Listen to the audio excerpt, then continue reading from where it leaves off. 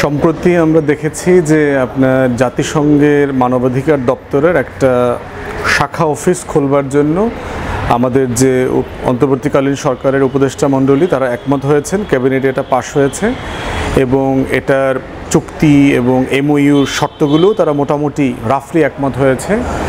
মোটা দাগে তারা যেটা দেখলাম যে এটার কাজের যে পরিধি তারা ঠিক করেছে সেটা হচ্ছে যে জাতিসংঘের মানবাধিকার দপ্তর থেকে যে গণহত্যার যে রিপোর্টটা দিয়েছে তারা 114 পৃষ্ঠার, এইটা হবে এটার বেসিস যে এইটাকে কিভাবে ধরে আগামী দিনে বাংলাদেশের মানবাধিকারকে দেখভাল করা যায়, মানবাধিকার লঙ্ঘনকে ঠেকানো যায় এবং গুম, খুন, আয়নাঘর এবং গণহত্যা, মানবতা বিরোধী অপরাধ সেগুলোকে নিয়ন্ত্রণ করা যায়। তো এইটা হচ্ছে মোটা দাগে তাদের কাজের ফ্রেমওয়ার্ক। ইতিমধ্যে পৃথিবীর প্রায় 17টা অথবা 19টা দেশে এই ধরনের অফিস খোলা হয়েছিল, শাখা অফিস খোলা হয়েছে এবং এটার ব্যাপারে দেখলাম যে হেফাজত থেকে শুরু করে কিছু কিছু ইসলামী দলের এই ব্যাপারে তাদের রিজার্ভেশন নিয়ে তারা বক্তব্য দিয়েছে। আমাদের তরফ থেকে আমি ব্যক্তিগতভাবে এই সিদ্ধান্তকে স্বাগত জানাই। তবে যেটা মাথায় রাখতে হবে যে এটার সেফগার্ড আছে কিনা, এটাতে কয়েকটা হুমকির জায়গা, সিকিউরিটি থ্রেট আছে। প্রথম থ্রেটটা হচ্ছে যে জাতিসংঘের এই ধরনের অফিসের ব্যানারে অথবা মাধ্যমে অনেক সময় আন্তর্জাতিক ক্ষমতাবান শক্তিগুলো যারা আছে, পরাশক্তি আছে, তারা এইটার চ্যানেল দিয়ে ঢুকে সেই রাষ্ট্রের ভিতরে কেওয়াস লাগায়, সেখানে তাদের যে পরাশক্তির স্বার্থ আছে, ছায়াযুদ্ধ তৈরি করে, এরকম অনেকগুলো বিষয় আছে এবং মানে ওই রাষ্ট্রের ভিতরকার যে মূল্যবোধের জায়গাগুলো আছে সেগুলোতে তারা ইন্টারফেয়ার করে।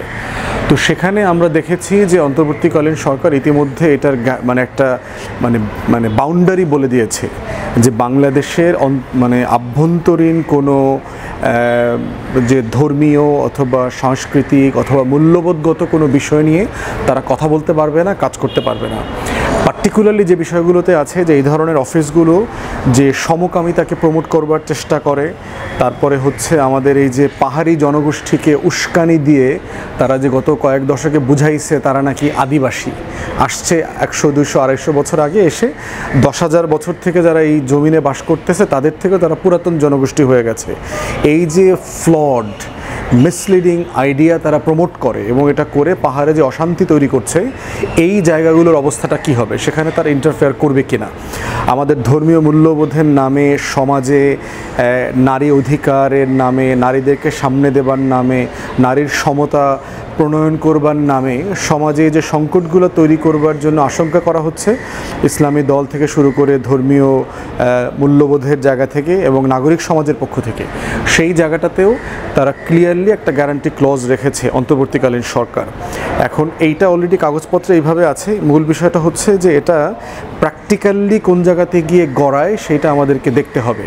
তো সেই জায়গাতে আমরা বোধ করছি যে এই যে কাজের অফিস যেটা দেওয়া হয়েছে সেটা আরও যতটুকু সম্ভব যাদের সাথে বসা দরকার, পলিটিক্যাল পার্টিসগুলো, ইসলামী দলগুলোর সাথে প্রয়োজন অন্তর্বর্তীকালীন সরকার তাদেরকে নিয়ে বসা দরকার, কথা বলা দরকার, তাদেরকে আশ্বস্ত করা দরকার এবং ড্রাফট এমওইউ যেটা স্বাক্ষর করা হয়েছে সেইখানে যতটুকু সম্ভব এটা প্রকাশ করে দেওয়া দরকার এবং কোন কোন বিষয়ে ইসলামী দলগুলো এবং বিভিন্ন অংশীজনের কনসার্ন আছে সেগুলোকে মাথায় নেওয়া দরকার।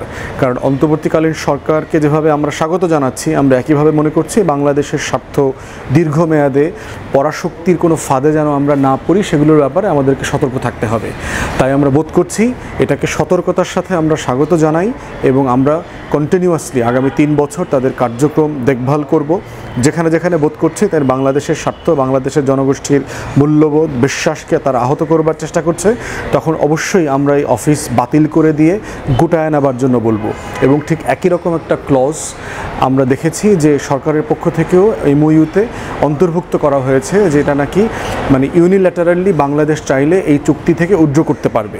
তো মোদ্দা কথা হচ্ছে আমরা মানবাধিকারের পক্ষে, মানবাধিকার লঙ্ঘন যেন বন্ধ হয়, মানবাধিকারের যে সনদগুলো আমাদের মূল্যবোধের সাথে সাংঘর্ষিক না সেগুলোকে যেন আমরা মেনে চলতে পারি সেই ব্যাপারে যতটুকু সম্ভব।